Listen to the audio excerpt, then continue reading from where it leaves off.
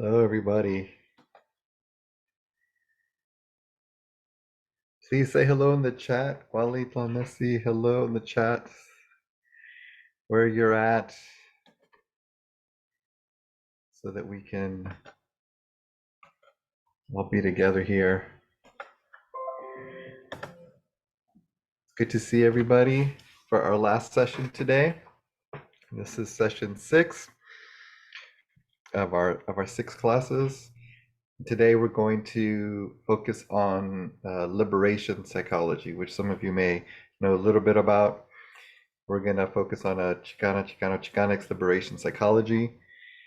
And I always like to say that it's not a separate liberation psychology. It's just the way liberation psychology applies to our community.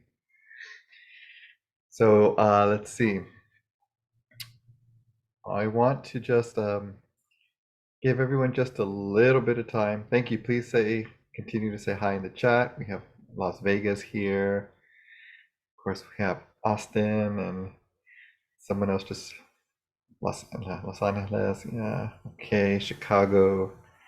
Good. All right. We always have a good representation of California and Chicago, Texas, of course. Is there anyone from New York right now? Sometimes there's always someone from New York. I can't remember people here from New York. Okay. Good. So before I start, I just want to open it up to see if there's anybody that wants to, has anything they'd like to say from the last time we met, any questions, or just any opening that anyone would like to share.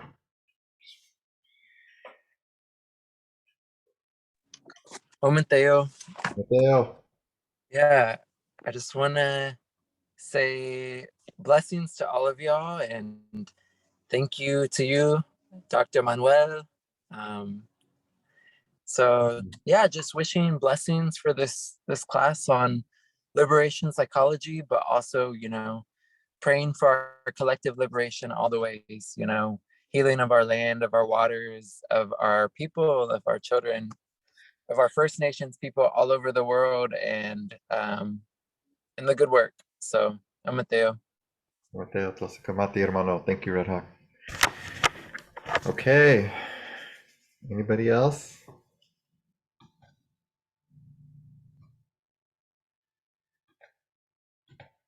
I'm letting a couple of people in.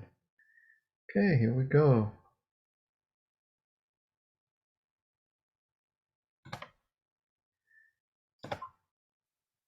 All right. So this is the beginning of closing our circle today as we start. All right. So, oops, I believe I may have shared this at the beginning of class, this quote.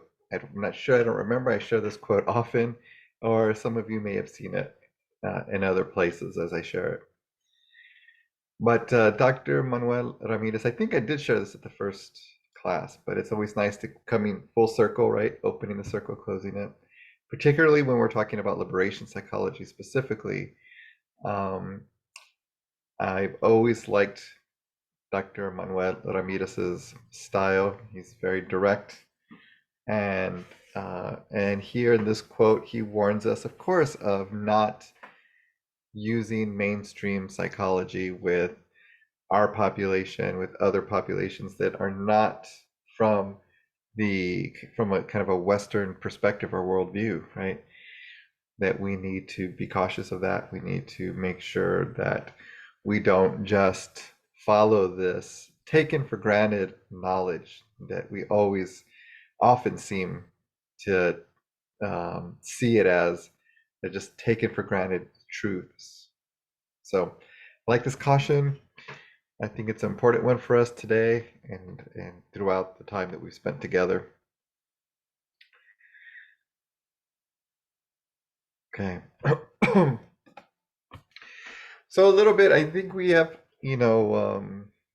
those of us here, of course, know a little bit about the background, in particular of those those of what we call Mexican descent. But of course, all the peoples of this continent, indigenous first peoples. But particular to us in our history, in our context, it's we always like to uh, point out that in terms of invasion or conquest, there are many examples, but there are at least two that are particular for us, which of course is first the Spanish invasion of the continent, what we now call Mexico and other places, for our people. And then, of course, the US Mexican War in 1846. And so we have this context um, of violence a lot of the times inflicted on our people and discrimination uh, throughout the last few hundred years.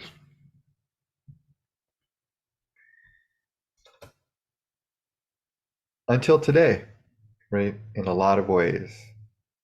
So we have that separation, especially in relation to the land. That comes up often. Those of you that know a little bit about, Chicanx history, Chicanx movement, the movements in Mexico as well of the poor. The idea of land is always very important. And it's not land, the idea of land, the way we think about it from the Western perspective or the US perspective, where we see land as ownership in terms of property, in terms of something to possess, right? That's very much a part of the way we see land in this society and in this country in particular, right? But it's more because of our relationship with the land. It's more land is crucial and important in a lot of our history because of the notion that for us the land is sacred. It's about that interaction and that building that relationship of what we give to the land, what we get from the land, our mother. And that is something that's really important to make a distinction. Because when we talk about the importance of land in our history and our people, and the ears that hear that, those that hear that, or even sometimes maybe us, if we're thinking from a Western perspective, a lot of the times we think of ownership. And and so and so sometimes we think, yes, that land does not belong to you, that land belongs to us or these different peoples that were stripped of their land. And that's only one level of that struggle, right? Who kind of is able to oversee the land. But the heart for us, again, as I was saying, is not the ownership, it's the connection to the land. That's why it's been so important for our identity.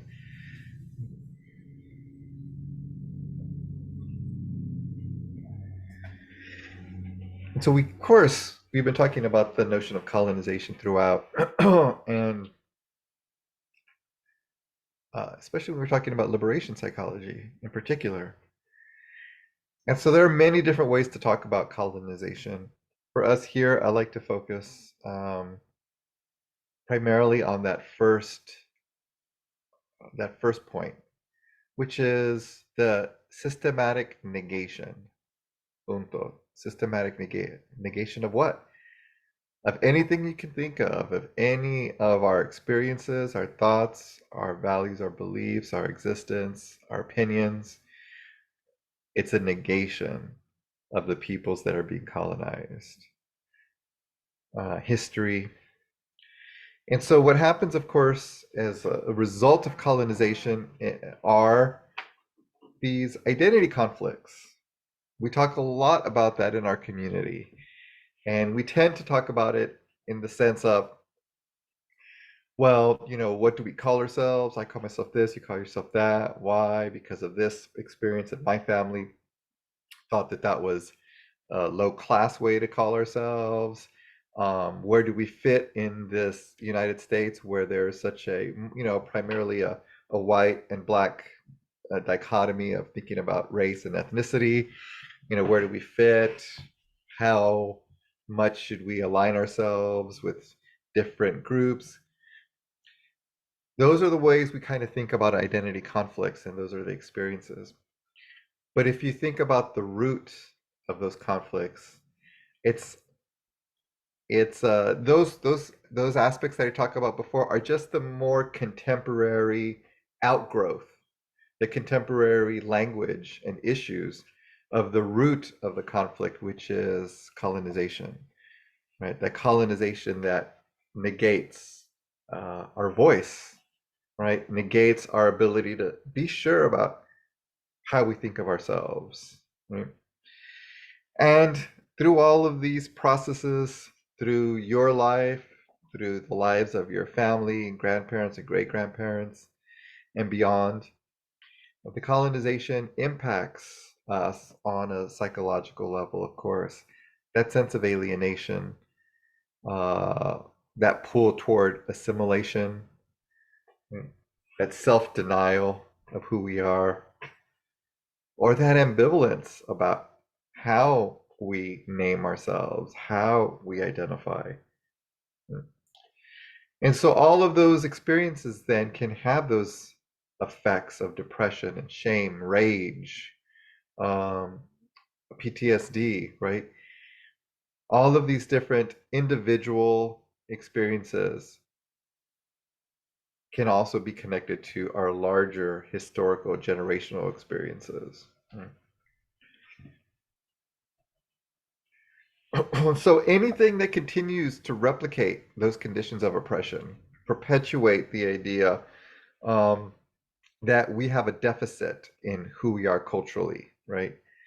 That we are not enough, that our ways of thinking and believing are less than. Any practices that continue to disenfranchise ourselves or other marginalized communities would be those colonizing practices that are still in play today. The crazy thing about colonization is that even those that continue colonizing practices probably don't even realize, wouldn't even call it it's not they have this grand plan like I'm going to continue colonizing. The thing about colonization is that what it tells us is that's the way things are. This is the way it should be. So we replicate the way things should be. Um, and so these are the practices that continue into this day in a lot of different ways.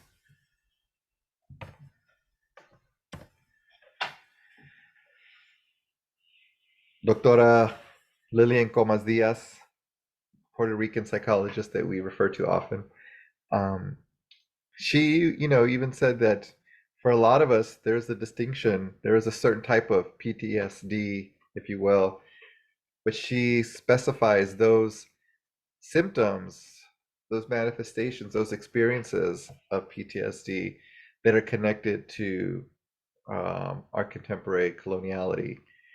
And so she likes to refer that as post-colonization stress, right? Those experiences with racism struggles, with imperialism, that imposition, as I was saying, that the dominant mainstream way of looking at things is superior, right? And imposing that, not leaving room for anything else, right? Or sometimes they'll allow others to say certain things, but it's never going to be held at the same value. It's never going to be as valued as the dominant mainstream values and ideas.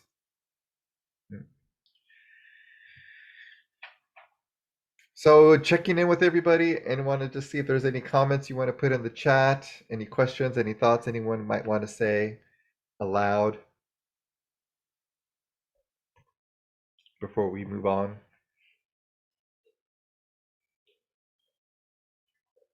Everybody's okay. Okay.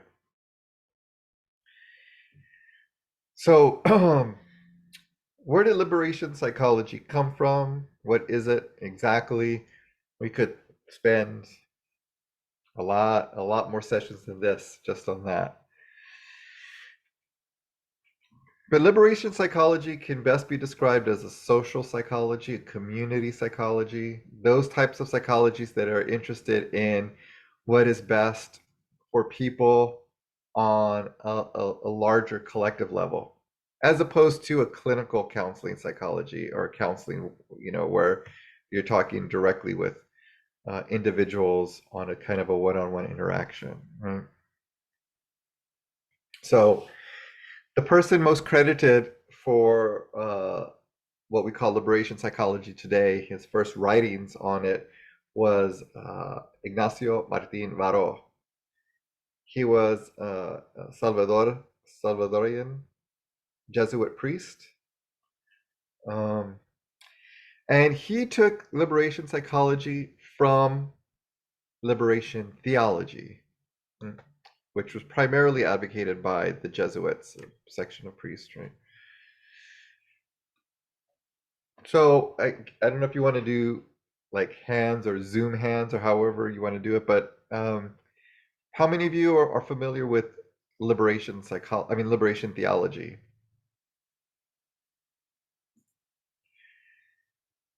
No, less, no, Okay. So liberation theology came in the 60s as well, primarily from Central America, countries in Central America. And I'll give you a very brief overview. Basically, it was a perspective of looking at theology, in this case, Catholicism, from the idea of what was called a preferential option for the poor. If you want to get really specific, if you know a little of the history, primarily from the Gospel of Luke, where we all know, well, I'm sure that we've all heard, maybe personally or just in society in general, the notion of part, what should be part of Catholicism or followings of Jesus is looking out for the poor, right? Taking care of the poor. The poor is important, right? But to have a big institutionalized religion, you can't always center the poor because everyone else who's not poor, for like to oversimplify things, feel shafted. They're like, what? I'm not good enough. That's not my salvation. Like you shouldn't. What about me? It's not my fault. I'm not poor, and all these other politics, right? And so what happens is that core message of the oppressed kind of is one message of many, right? And it kind of gets diluted. This is the argument, right? So liberation theology came from the idea that no, we can't do that. We have to center. Yes, we have to, people say, oh, you're playing favorites, right? Yes, we are playing favorites. For us, the poor is always going to be the center. That's it. Also, what liberation theology did is, especially in countries with a lot of conflict, there, where you try to separate the religion from the government or from politics, maybe not the government, but from politics.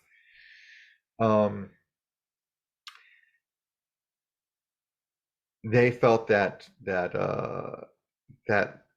in their message of the gospel, if you will, for them, that it was very political, and that if there were any policies or laws or governments that were impacting the marginalized, the oppressed, the poor, that they had a right to speak out against it, not just as individuals or citizens, but as representing, in this case, the church, the Catholic Church, that officially um,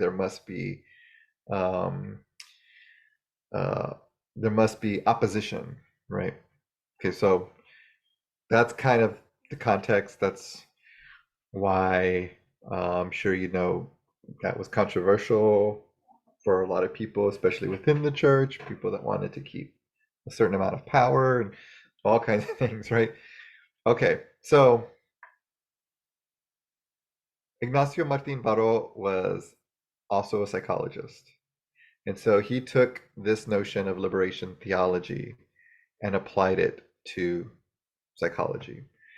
The idea that the role of psychology shouldn't just be to kind of observe and look to see who needs help and see people that come to us with issues or solve societal issues.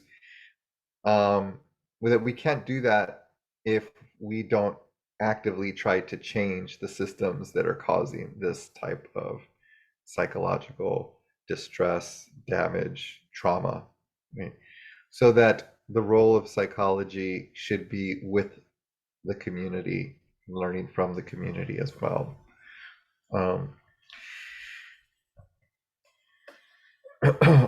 there are a lot of different aspects to liberation psychology, so we're just going to cover a few today. Some of some of the key pieces in a very kind of very general way, but still. Martin Varro said that a liberation psychology requires what he called three projects, for lack of a better word.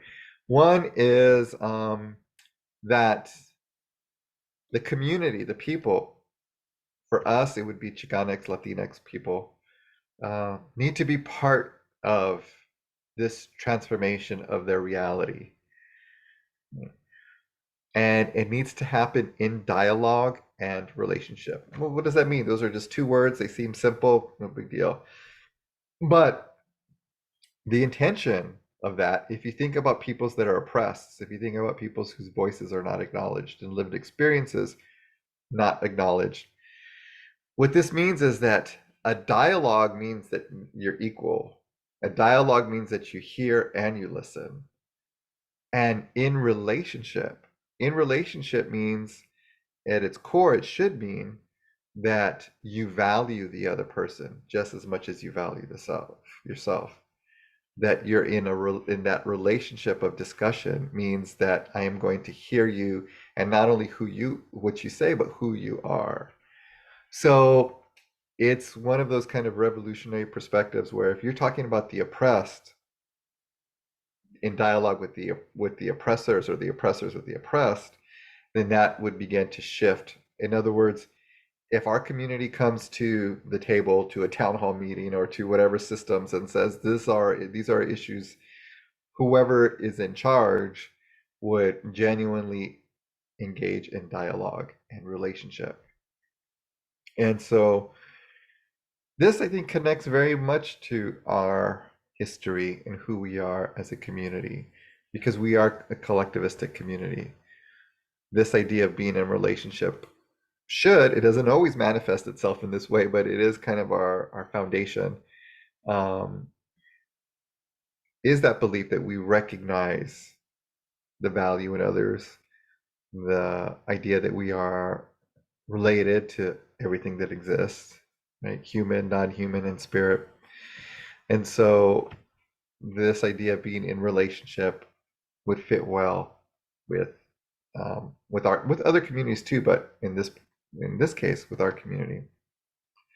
The second project that Martin Barro talks about is that we need to begin to look at what are the mechanisms that are oppressing us, that are put into place to continue this oppression and this dehumanization. Right? The more we become aware, the more we can build critical consciousness. So I think at this point in our class together, this, I think, is probably making sense for a lot of us, and even for those of us maybe even before this class. But this calls attention to the rest of our community, right? Those of us that are not here, right? Those of us that aren't as interested or focused or aware.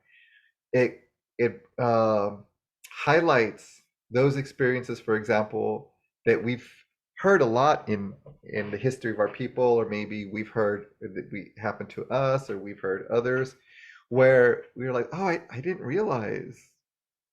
But what we hear most often is, I didn't realize we were poor, right? But for us, it's like, I didn't realize, if I grew up and went to a school that was a barrio school, mostly Mexican school, for example, in my case, and that was just school in existence. And then later on, you're like, oh, I didn't realize that there were a lot of things that our school didn't have because of how we were zoned. Other people made decisions about the experience I was going to have as a child. I just thought that was school, right? I didn't realize. Or those of us that grew up in perhaps our communities, our neighborhoods, and then for some reason you travel or you go to school out of state or out to a different city, and then all of a sudden you get the experience of other people seeing you as as Latino, Latina, or Chicano, or and you're like, oh, I didn't realize that I was that different. I didn't realize that people saw me in that way.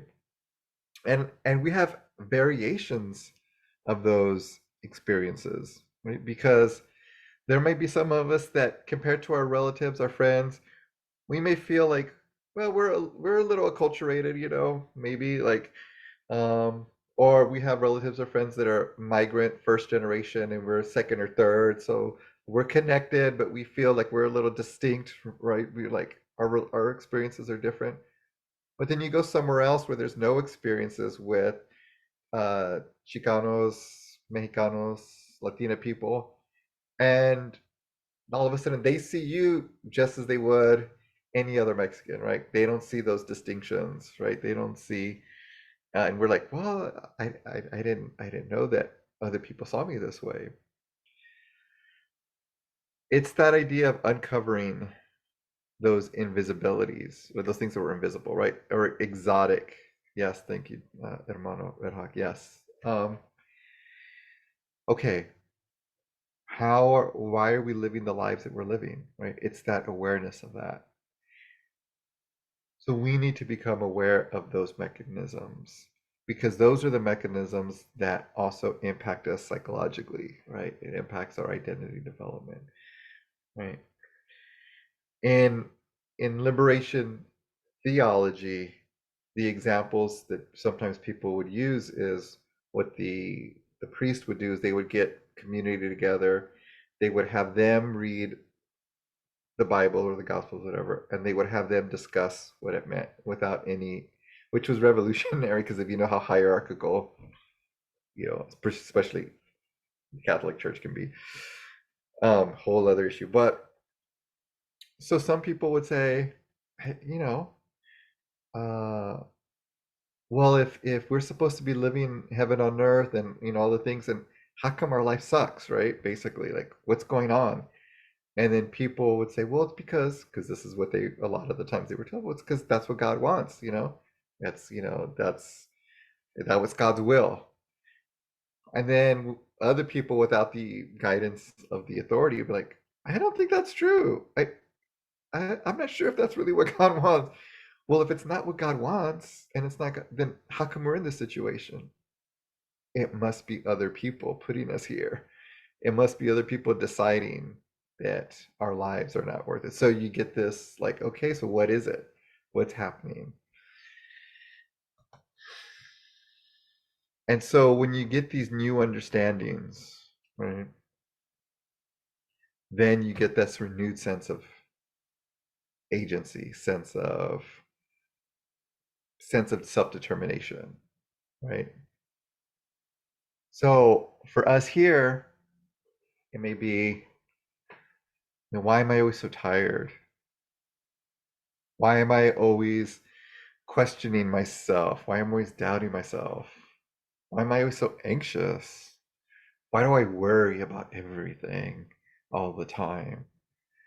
Why can't I be like those people I see on TV that take their 6 weeks course on, self-help, and they see the world differently now, and now um, their relationships are better and they're more patient and they're eating better or whatever, we're trying to strive for. How come we can't be like them? We're just, I tried and I get discouraged. The invisible part is that those are individual experiences. And what psychology in this society tends to do is it locates the individual reasons of the individual person in your individual life of this is why this is happening. But what it misses are the larger mechanisms, right? Of why you continue to be so tired, why you continue to question yourself, because there's certain type of economic opportunities or educational opportunity, or you get the opportunity, but for some reason, the way that you are in your life doesn't connect with your place of employment or the circle of people you're with. And so you're getting these subtle messages that don't reflect back to you who you really are, right? And all of those mechanisms are in place outside of who we are. And once we recognize that, then we're like, okay, it's not just I don't have enough motivation. It's not just I don't have enough strength to keep going. It's not just I don't follow through. I'm not disciplined enough to make those changes. There are pieces like that in all of us that we can always work on. But what I'm saying here is that we never look at the other things. Like, it's not just that. Could it also be that it's all these other things as well? And then we can begin to individually and collectively decide where we want to go, right? How we want to move forward. And so we take back some of that agency, some of that self-determination, that sense of who we are. And so that's part of what I would call the Chicanx liberation psychology, right? Part of what we are hoping to do here, right, is kind of reclaiming that identity that is kept from us or that's devalued, right? As indigenous first, and of course as other things as you know they may fit for us. As creators, we're often not seen as creators in this society, which is why anytime a lot of our people are recognized for that, are honored for that, yes, there's a certain pride, but it's almost like an extra level of pride, and it's a surprise for people outside of society, and that joy can disguise the question of why are we so surprised? Why is it such a unique experience that one of ours is celebrated as a creator? Because we are all creators already, right? We we are all actors in our own history as we move forward. So that's the process of self-determination, right? Self-determination. And so liberation psychology challenges in terms of the field, challenges us to understand these different levels, right? And to walk with, accompany the communities that we work with as they or we move through these changes, right? So for us, this is the type of psychology that uh, is about nurturing our experiences, like, rather than damaging us. It is a foundational aspect of any type of psychology that works with our people. Yeah.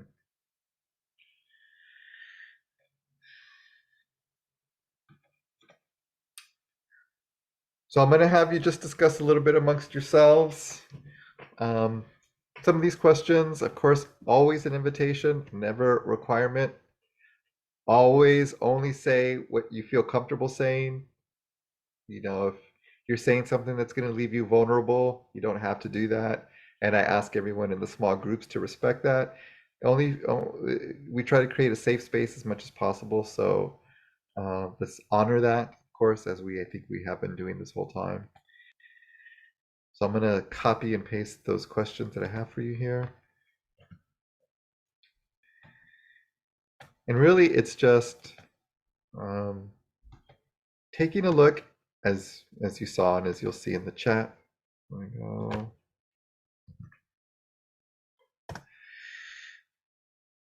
Taking a look at key issues impacting your community.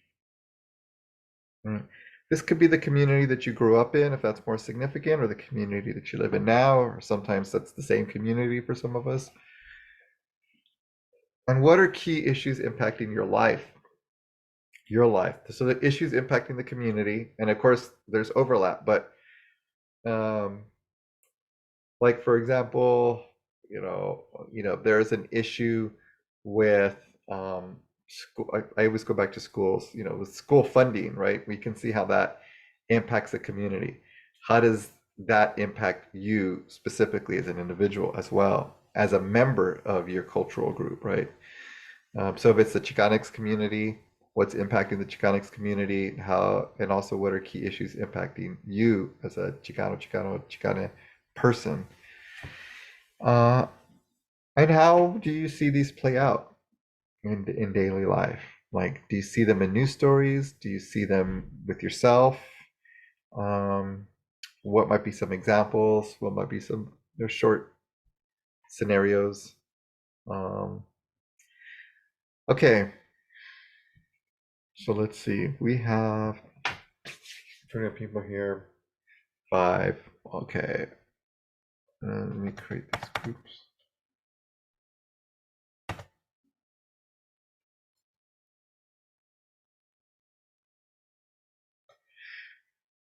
Okay, you'll see the invitation. We'll give you all about 5 to 10 minutes, and then we'll come back.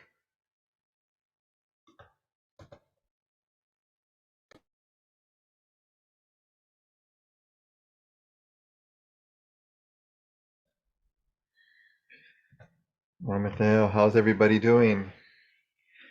Good, good, good.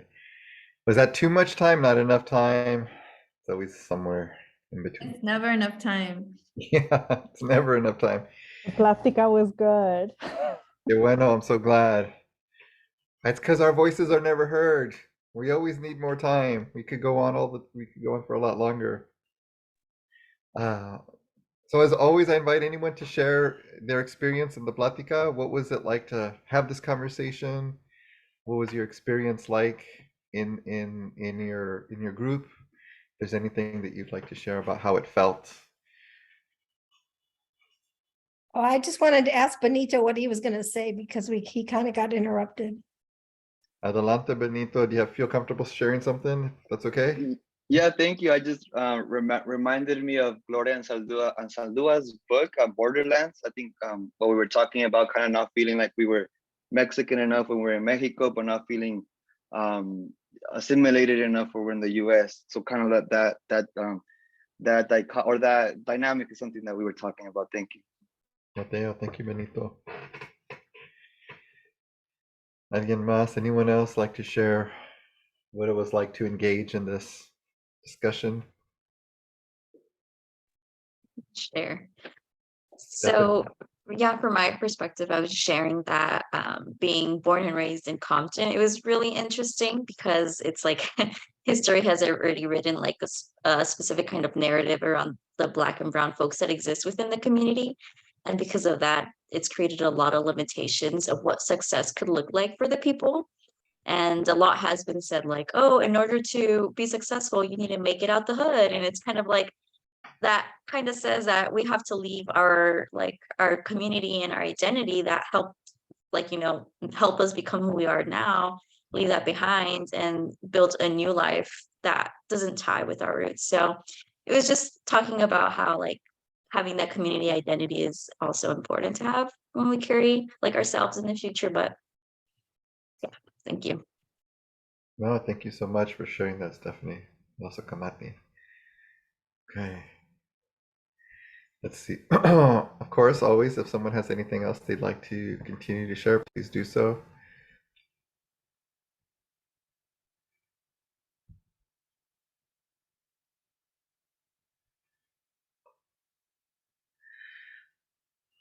Okay.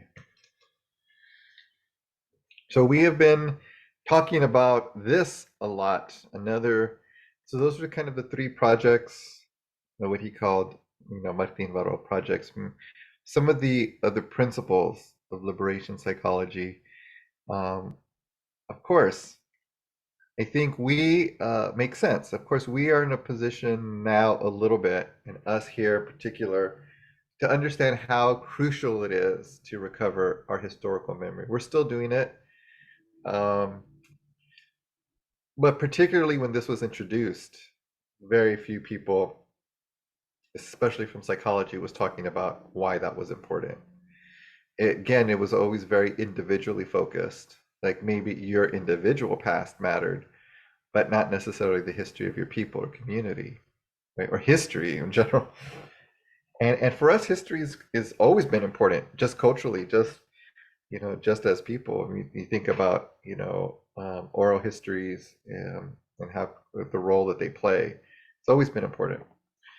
And I also, again, like to call attention to our people and our communities that are not in this class, that are not on this, that don't have the conversations that some of us here have, that are still living the lives that their parents lived, that their grandparents lived, moving forward the best that they can. And so this is also when we think about liberation psychology, of course, we're going to think about ourselves and the impact it's had on us and where we fit. But it's always, crucial to center those that are not hearing this, right? That's what liberation psychology is about. It's always about the community, the la gente, right? And so we, of course, we know that history is written from the perspective of the oppressor, always. That's how it goes. And we know that our Chicanx history, or Latina history, is very similar in this country as well. We have not been the ones writing our history, showcasing our history. I always like to say that we're not the ones in charge of the stories that mainstream society sees, whether it's the news or television, movies, television series. I mean, we get very excited when we have a few people that are representative of our community, and that's important, but that's a long way from changing the overall narratives of who we are. It's a long way of having a sustained history over generations of who gets to tell those stories. That's different, right? And so we need to recover our historical memory. What is the history of our community, our communities? Stephanie spoke to that a little bit in terms of the history specifically of Compton. There's the idea that when we think of communities, we think of circles of communities, right? Liberation psychology is about being very context specific. Yes, we can talk about Chicanos, Latinas, in general, all of us, the diaspora. But it's most important if you think about what your community is, where you live, that community. What does that community need? How is that community being impacted? If you're going to be working with that community, whatever community you are in, right? That's also really, really, really important, because that's where you're going to, what's the history of that barrio? What's the history of that school district? What's the history of that community park? What's the history of those condos that are there that weren't there 20 years ago, last year, right? Historical memory is crucial. I was talking to somebody recently who said, who went and worked with some of the people in Chiapas, Mexico. And some of you may know that those indigenous people in Chiapas in 1994 staged an insurrection against the government of Mexico for their own independence, their own self-determination, the Zapatistas. And it's a long, complicated history with that, but partly what happened is, the government allowed them a little bit of autonomy, and in their compromise, I'm not all the details of the compromise, but one of the things the Mexican government has been doing now is kind of subsidizing a lot of the community there, because they, on the other hand, they were trying to take away their lands. They were trying to starve them out, right? The farmers that lived. Okay, so now there's a lot of subsidizing. So a lot of the community gets a lot of government money now.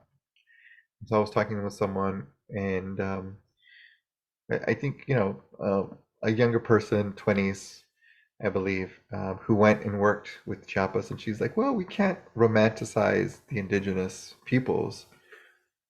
I've worked with them, and they talk to me about how they overcharge all the tourists, and they're getting all the money from the tourists, and the government gives them this money, so they're living in these big houses, and they're just doing these things that we can't romanticize them, because they're people too. They're gonna do things, like everybody else.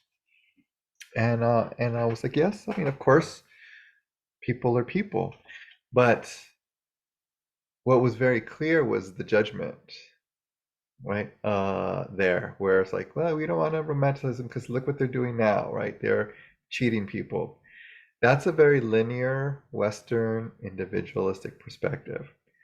It's not okay to cheat people, right? Almost like, that's one of those things. We're probably not okay, probably not good energy exchange, right? But you're forgetting that historical memory. These are indigenous peoples that were nearly wiped out. These are people that have been oppressed for hundreds of years. They finally got a foothold. The government's giving them money. And you expect in one generation for them to know, as a community, how to move forward with that. I think there are worse things that you can do than cheat a tourist. I mean, I think there are worse things. How about genocide? Genocide's probably worse than cheating a tourist, right? You know, charging them higher prices. There are worse things than benefiting off of the money that the government's giving you to live in a big house. What about starving 10 years ago, right? That might be worse. So what we do in this society is we look right here, right current, what's in front of us, what's in the individual, and we don't have the historical memory. So my response was, let's, true, there might be some issues here. Let's check back with this community in 100 years, see how do. In fact, let's give them 500 years, the amount of years that we've been colonized, and then let's check back and see if they're still overcharging tourists. Then maybe we'll have something to talk about, right? We need to remember our historical memory. It puts things in context. It gives us a broader worldview, a more collectivistic worldview.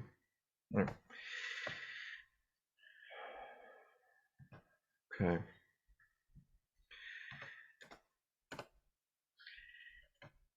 Maro talks about de-ideologizing everyday experiences. That was his phrase. That was his big word for basically saying what we've been saying here today, which means we need to question those everyday ideas of the way the world should be. And not just the big concepts, but the everyday experiences, right? Of the way things should be and the way they impact who we are. For example, how do we treat people that we feel have a higher social status? How were we taught to treat them? How were we taught to give them quote unquote respect in everyday life?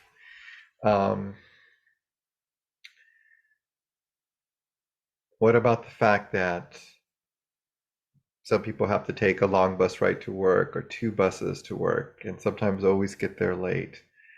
And the bus drivers don't treat them well, for example. Some do. I'm giving general experiences, right? Or, people don't treat each other well, on those rides. Everyone's upset.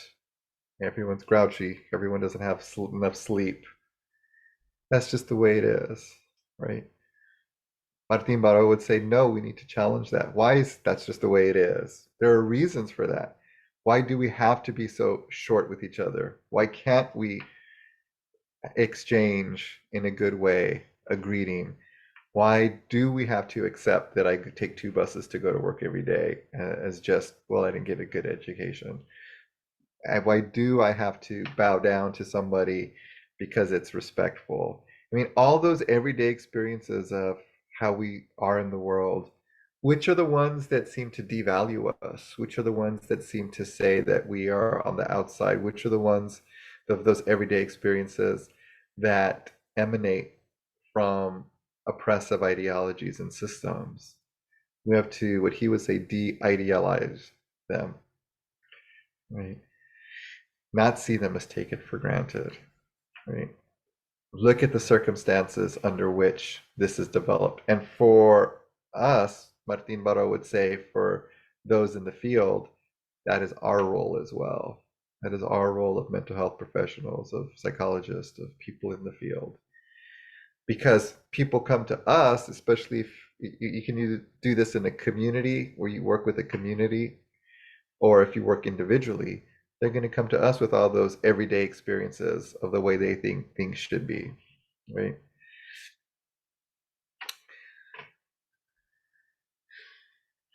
And of course, the virtues of the people, the values, the worldviews of those that are oppressed and marginalized have to be included in moving toward that liberation and self-determination. The strengths, the resiliencies, all of these have to be part of this movement forward. That makes sense. I think we're at a place where we all, I hope, know that. Again, part of this came from a time when, like, you don't question what the psychologist says, right? You know, our values are better. We're the learned ones. We're the ones that went to school. Similar to liberation theology. You don't question the padrecito. You just listen. There's no way they can be wrong. When we know that that's true, I mean, that's not true.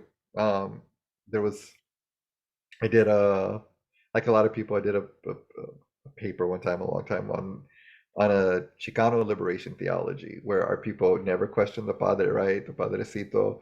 But the history of our people was that a lot of the times, especially in the Southwest, those priests were called in from Western, Eastern European countries, from different parts of the country, and so they came with their racism. They saw Mexico. They have writings where, like, I can't believe that I have to work with these greasers in this parish, and so they're giving spiritual advice on that. I mean, so they come with all of that, and so in that realm, that's that idea of questioning those everyday experiences and what are the virtues of the people. We don't have all the virtues to give them as psychologists, or in that case as the priest, just because they don't have all the good things to give. What are the good things within the community? Right, that's where you start from. You start from there. So I'll have you just do our last final breakout group for a little bit, just 5 minutes, and maybe you can finish up what you were talking about before.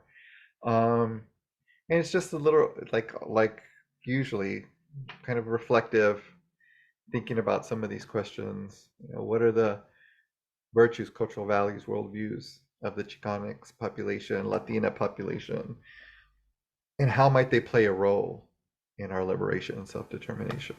Right? And these are beginnings. This is the beginning of a question, right? And this is, of course, we're not gonna get all the answers tonight, but at least we can do this in community with each other and begin to share some of these thoughts. Okay. So let me pull up the breakout rooms. We still have everybody here. Yeah, okay. Okay, we'll see you in a few minutes. Plaza Kamati, thank you so much.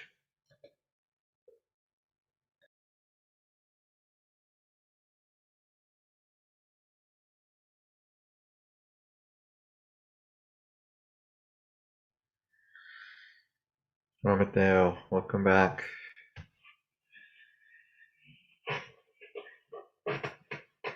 I hope that you had some good discussion, as always. I hope that's my hope for you.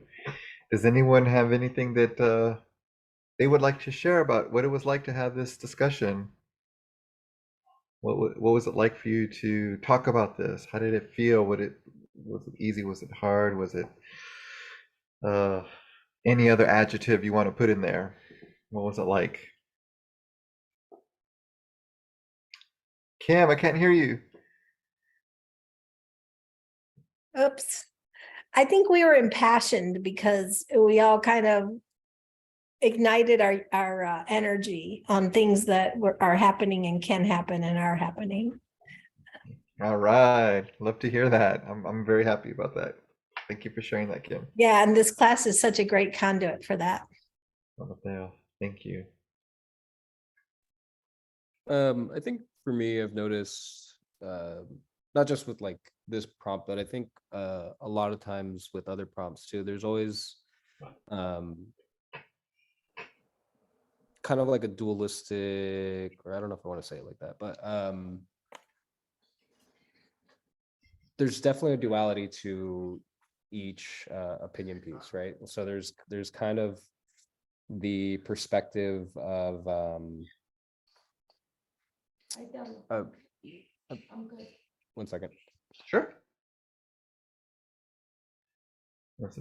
Sorry. Yeah, there's a perspective of like the positive connotation, and I think like the negative connotation. I think in this example, like we talked about how what was the prompt? How do they play it? Like the virtues of like Chicano people is it's very familial driven, kind of showing up for the community, you know, supporting each other. But then by that same token, you know, you kind of have this like infighting that is rooted in like capitalistic values, where it's almost like the community doesn't want to uplift the community. You know, you kind of have this line down the middle.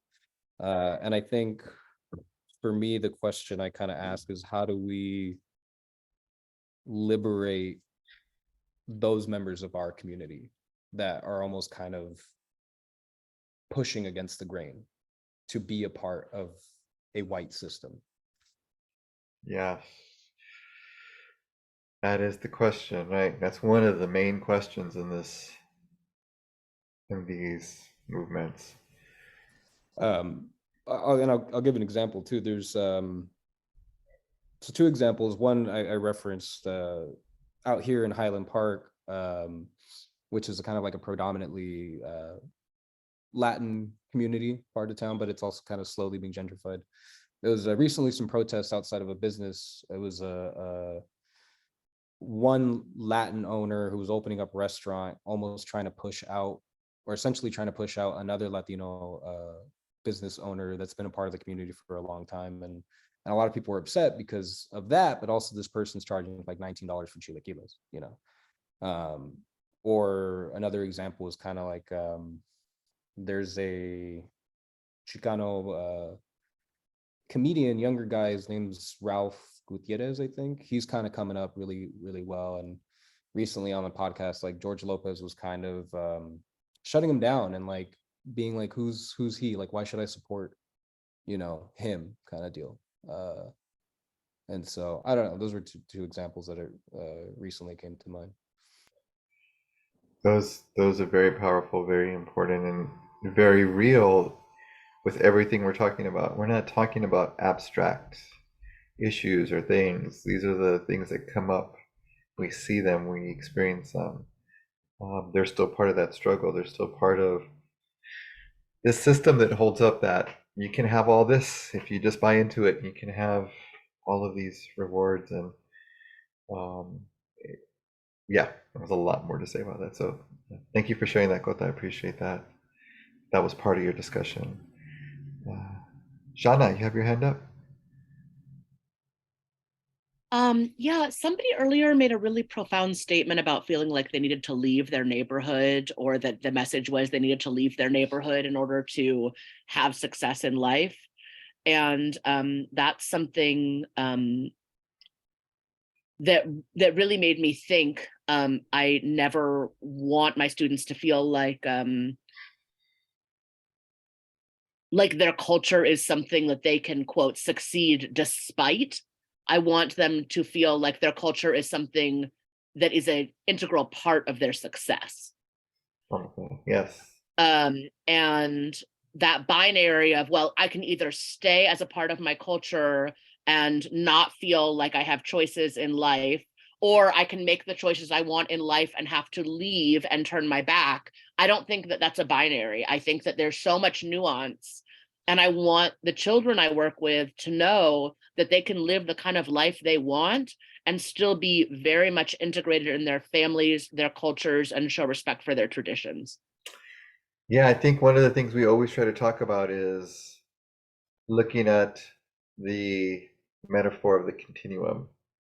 Things are on a continuum, not necessarily binary, right? That gets us into a lot of problems in a lot of ways when we think in those terms. The either or, we also talk about both and. We also talk about the sacredness of the circle, right? So the either or is more prominent in individualistic societies, Western societies, as a template. And so I think when you apply that to peoples that are more collectivistic as a taken for granted way of being in the world, that leads to a lot of struggles, a lot of struggle. Yeah, and sorry, really quickly, one other thing is that I often see this ad for a comedy night in San Francisco that's called Really Funny Comedians Who Happen to Be Women.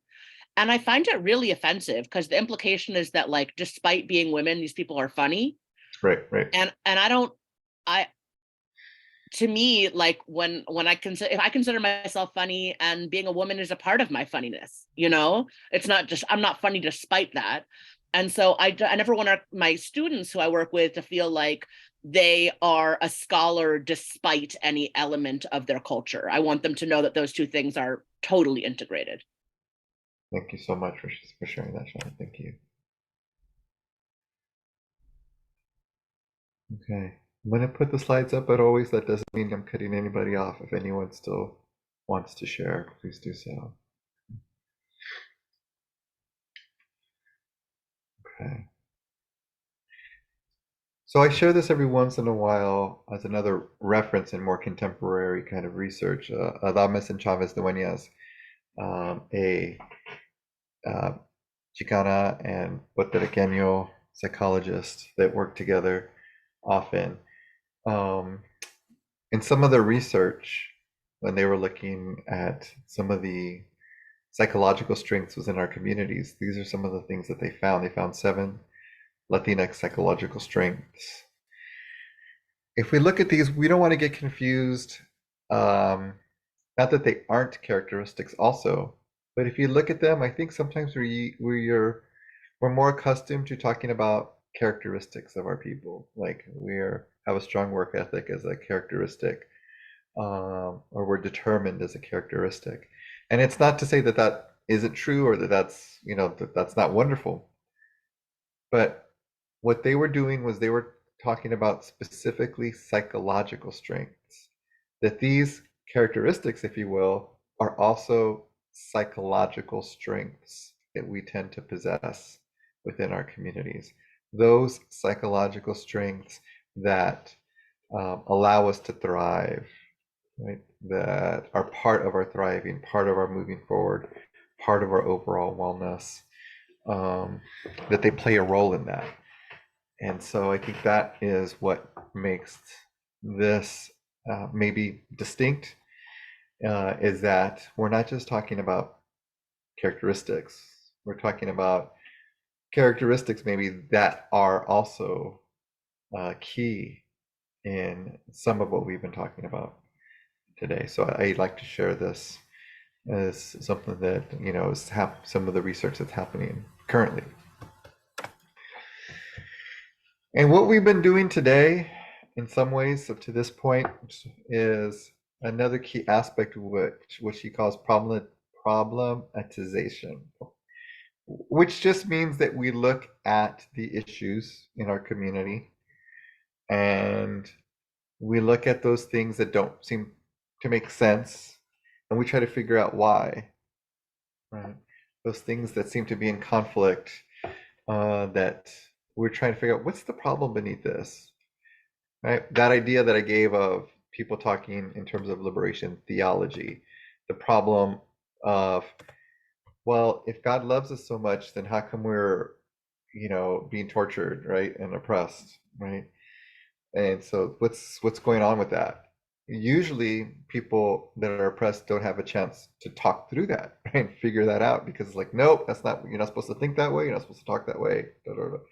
So similarly here, what are the things that are those problems that we need to get in there and figure out, right? So for example, sometimes, one small example, there are probably tons. If we had more time, this could have been another discussion, but like, why do so many of our students drop out, right? Or why do have so many of our students have, disciplinary practices of actions taken against them? When I can see how smart my son, my niece, my cousins are, or I was, for example, we can say to ourselves, I can see that we like school. I can see that other people have been doing similar things, but they don't get sent to detention or suspended. Like, hmm. Or at other times, teachers will say, "You're such a good student." If that's the case, then how come we're dropping out? Again, I think here in this particular class with us, these are things we've probably thought about in some ways, one way or another. But these are also the questions that we need to pose, or facilitate a discussion where the community has a discussion amongst themselves, where they see like, huh, what are those things in our community that just they're not connecting, they're not jiving? What's behind that, right? Which hopefully leads to conscientization, which Paulo Freire, pedagogy of the oppressed, right? Awesome. Was one of his concepts, right? Which is the ultimate awakening of critical consciousness. Everything, that we've been talking about. The idea of rediscovering historical memory, de-ideologizing understandings of cultural truths. What are discovering the virtues of the population, applying that to specific contexts through problematization. All of that leads to this notion of a critical consciousness. And that's only maintained through praxis. Praxis is the idea that people go out, they do research, whether it's scientific or whether it's community research. You find things out and you come up with a theory of why this is happening. This makes sense because this happens. Great. The criticism of liberation psychology is that a lot of times that's where people stop. Like, I did my theory, that's great. Someone else will come up with another theory.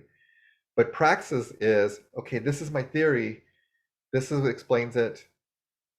Let's see how this works, and now let's go back to the community with that theory. How does that work? Is this still working? Oh, we found out new stuff. We found out more things, different things. Let's revise our theory.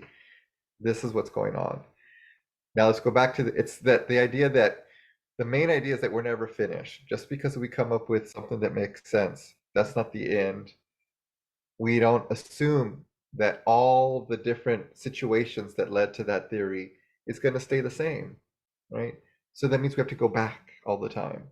We have to go back and accompany the community, go back and ask the same or different questions, go back and learn from them again.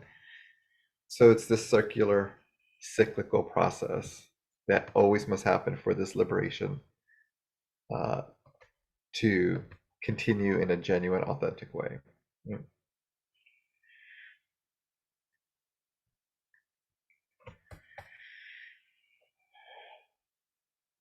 And so we started with the tenets of a Chicanx psychology developed by Manuel Ramirez.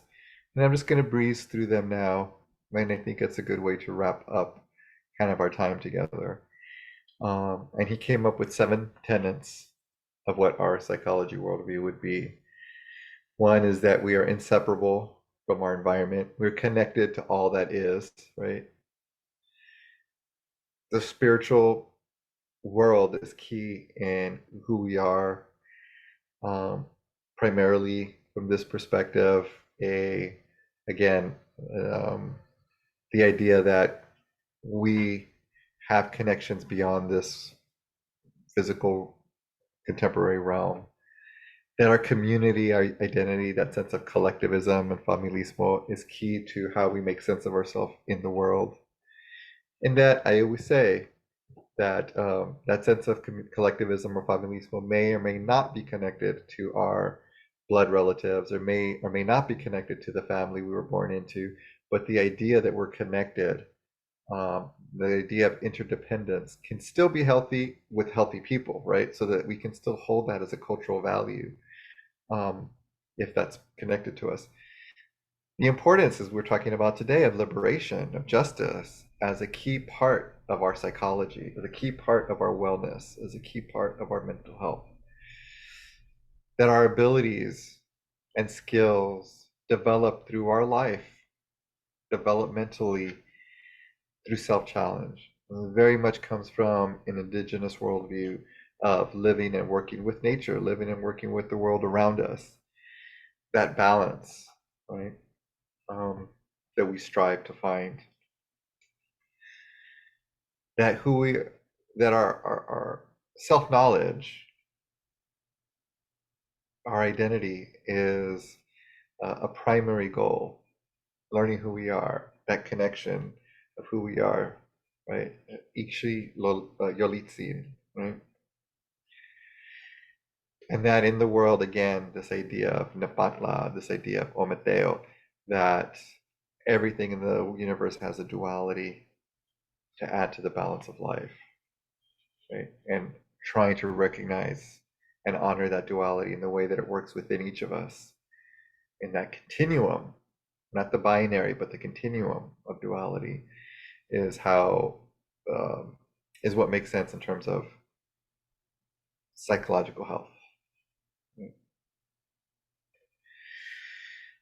And so I know we're at time, and at the risk of being colonial, right? I know that this time means that for some of us, we must go off to do other things. We have sometimes real people that are depending on us, real schedules that that we need to keep, time for us to eat or have our rest.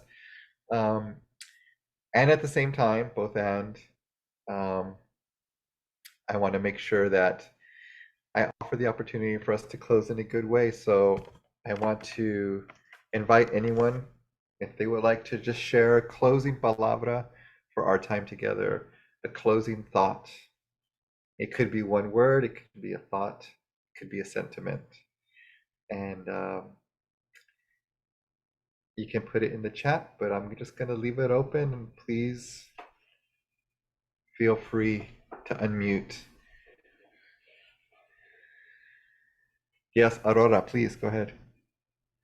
Hi, everyone. I just want to express gratitude for this class. It was wonderful. I signed up hoping to feel closer to my family, who I'm pretty estranged with. And I don't know, I got way more than I bargained for.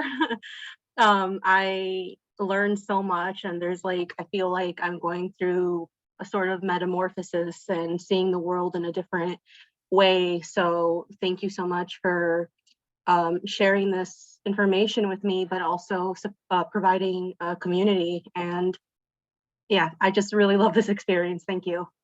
Placer Kamati, thank you so much for sharing that, Aurora. I appreciate that.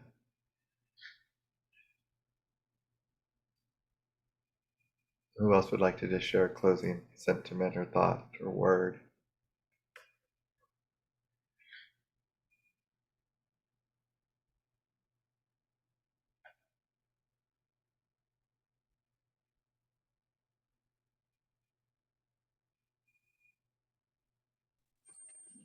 Mateo, Mateo. yeah, put a little piece in the chat, but just feeling called to speak, be gentle with ourselves, as we're going along this journey. This process has, for me personally, been a journey that has come in many layers, and it's forever learning. We are people that have been stripped of our relationship to land, to culture, to identity, all the things, and again, facing these systems of oppression. So yeah, just be gentle and give yourself grace along the process. And also just something that we talked about in the breakout rooms was that, you know, we are actively part of change that is going on, you know, like we are in this moment, you know, in our small ways, making ripple ways that we may see, may not see, you know, but our collective consciousness is shifting and we're all a part of it. So just blessings to you all. And yeah, I'm Mateo. Mateo.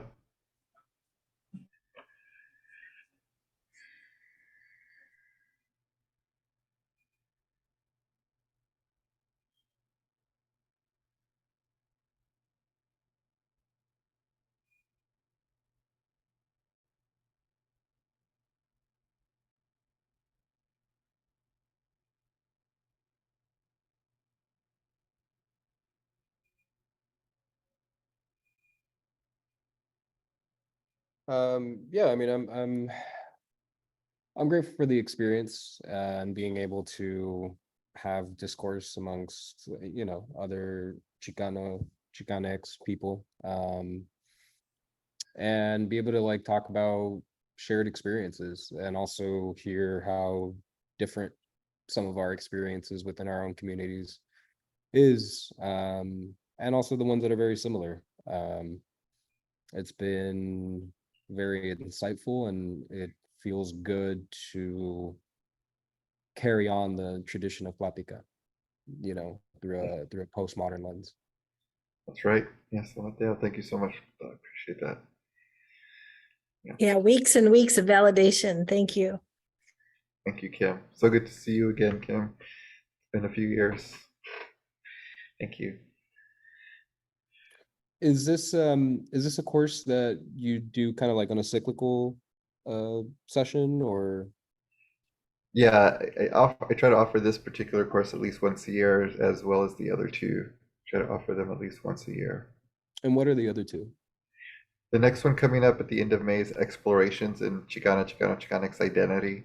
And then the third one in September is Contemporary Chicanx Families.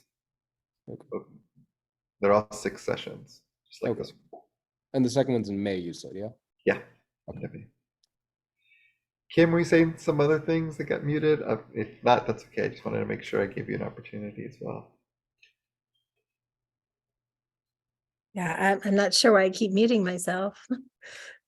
I don't think so. I think I was just excited to participate and just be around everyone. It's just really, for me, very energizing. And I was telling somebody else I'm starting my own practice, my own mental health practice. And so just right before this, I had a great session with somebody. And, you know, this is just really encouraging, very much so. Good. I'm very glad to hear that. Thank you for sharing that, Kim. Okay. I guess we are closing our circle.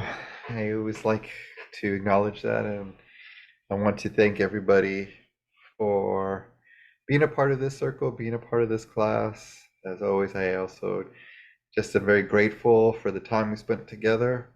I'm very grateful for who you are as people, just as the people that you are, and you know, grateful to have been in contact with each of you through this class. Thank you for the work that you are doing, that you have done, that you will do. Thank you for just walking in the world the way that you are. I'm always really appreciative. It's always odd to say goodbye, you know, well, not goodbye, but just to kind of close the circle in this way when this happens. So I'm really feeling a lot of appreciation, and you know, we wouldn't be able to have this class without, and this experience without you all coming and being a part of it. So thank you for doing that. Please, of course, stay in touch. If this is something good, please continue to follow the offerings that we try to put together. We try to be responsive to the community as much as we can. And as I always say, anytime someone comes to any of the offerings of the Institute of Chicana Psychology, anytime you come and participate in any way, our perspective, our framework, whatever, is that you are now part of the Institute in any way you would like to participate. Your voice is equally valid. If you have any suggestions, if you have any comments, if you want to participate in any way, if you want to continue to be more integral in the work that's happening in any way that you feel called, you are always welcome. This is a community building organization. I have to use all these Western terms because that's kind of what we're used to, but it's a community building organization. You are just as much part of the Institute, if you'd like to be, as anyone else. So, Mateo, thank you so much. Los Camate to everybody. Have a wonderful rest of your night, and I hope to see some of you again soon. Hope to see all of you again soon, but in one way or another. So, take care. Thank you. Good night. Good night. Thank you. Bye. Bye, thank you. Thank you. Take care.